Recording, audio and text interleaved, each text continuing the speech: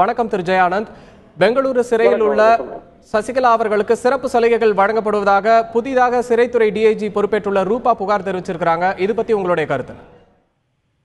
இப்ப புதிதாக பொறுப்பேற்ற டிஐஜி ரூபா அவர்கள் லாஸ்ட் வீக் வரைக்கும் மெமோ வாங்கியிருக்காங்க டிஜி பிரிசன்ஸ் கிட்ட இருந்து. இவங்க லாஸ்ட் வீக் வரைக்கும் மெமோ வாங்கிட்டு இப்ப திடீர்னு டிஜியை சொல்றது இட்ஸ் டோட்டல். இது ஒரு முழுமையா அவங்களுக்குள்ள உள்ள ஒரு கருத்து வேறுபாடு.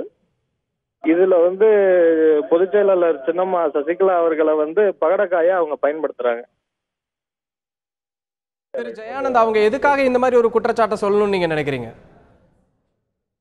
டிஜி பிரிசன்ஸ் HNS ராவோ தான் இந்த ரூபா டிஐஜிக்கு மெமோ கொடுத்திருக்காங்க. கர்நாடகா முதல்வருடைய மீட்டிங்கை அவங்க அட்டென்ட் பண்ணல அப்படின்னு சொல்லிட்டு அவங்க ஒரு மெமோ கொடுத்திருக்காங்க. அந்த மெமோ லாஸ்ட் வீக் தான் கொடுத்திருக்காங்க. அது ஹிண்டோல கூட வந்திருக்கு.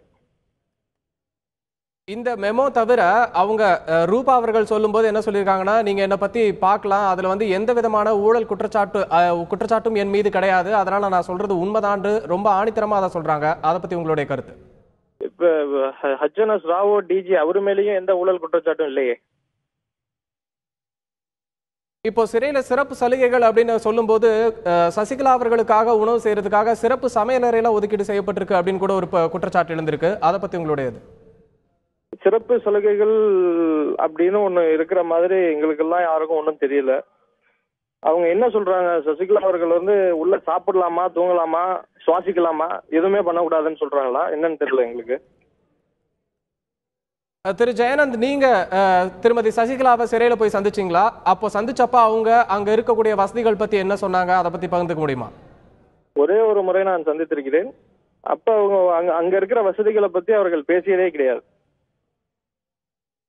இப்போ டிஜிபி டிஐஜி ரூபா மீது அவதூறு வழக்கு தொடர போற அப்படின்னு சொல்லியிருக்காங்க. இந்த நிலையில உங்க தரப்புல இருந்து ஏதாவது ரூபா மேல வழக்கு தொடர எதுவும் வாய்ப்பு இருக்கா? இல்ல, எங்க தரப்புல இருந்து இது ஒரு சாதாரண, அவங்க ரெண்டு பேருக்கும் உள்ள ஒரு பிரச்சனை இல்ல. அவங்க எங்களுடைய பொதுச் செயலாளரை ஒரு பகடக்காயா யூஸ் பண்றாங்க. யாரு யூஸ் பண்றதுன்னா அவங்க டிஐஜி ரூபா யூஸ் பண்றாங்க. இது ஒரு சாதாரண ஒரு விஷயம் தான். இது எல்லா இடத்துலயும் நடக்கிறதா. இதை நாங்க பெருசா எடுத்துக்க போறது இல்லை.